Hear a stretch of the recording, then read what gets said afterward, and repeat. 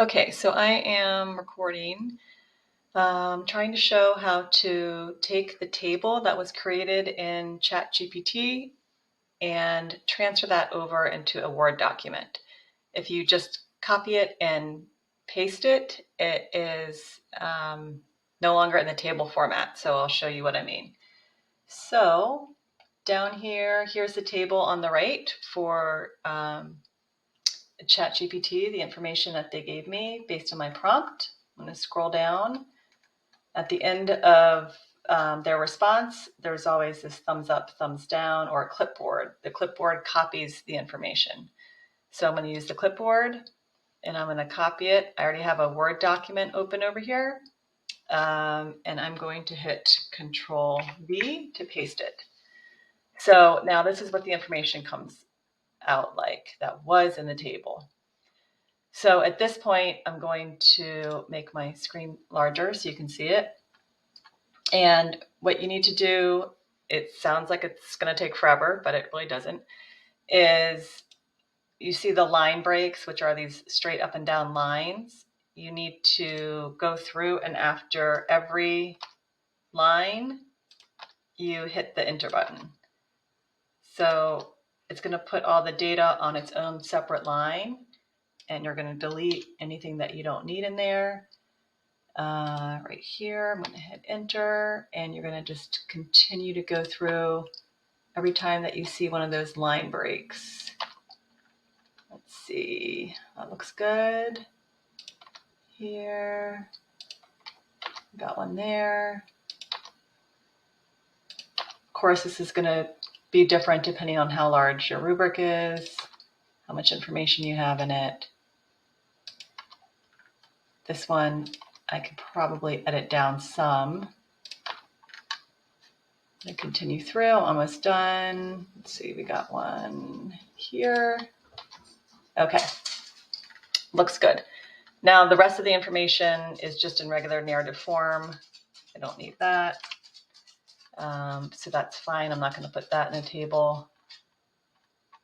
Okay, so what I'm going to do next is I'm going to highlight all of the information that I want to go back into the table. I don't want to do the title. And I'm going to go up to our lines right here, and I want to make it double spaced because you want to have one line in between each of the data points. Okay, so I think that looks good right now. Next, I'm going to highlight by holding my mouse down all of the information that I want to go into the table. Oop, go back up. I'm going to end it here. And then I'm going to go to Insert, Table, Convert Text to Table, and number of columns. I had 5, so I'm going to move that up, clicking on this up arrow to 5. I'm going to leave this as is, fixed column width, separated paragraphs, leave that as it is, and hit OK. All right, so as you can see here, this has been converted into a table based on the criteria I put in there. Now, one thing you notice is that you still see these line separators throughout the document. So a shortcut for that is you can hold down Control H and it'll bring the Find and Replace up. I want to find that line break. If you didn't have that there already, you can, let's see, Control Alt. Does that do it? No. Let's see, on my keyboard, it looks like it's above the Enter button on the right. And so I hit Shift, and that is the line break button. I want to find all of those, and I want to replace it with nothing. So I don't put anything in here. And I hit Replace All, and it's done. It made 30 replacements. Awesome. So I'm going to close that out. And if you look in here, now you see all the line breaks are done. So there is some formatting, you know, obviously I'm going to want to take away, I can also do that if I want to do Control H again and find those asterisks, get rid of those. Find the 2 asterisks and replace with nothing.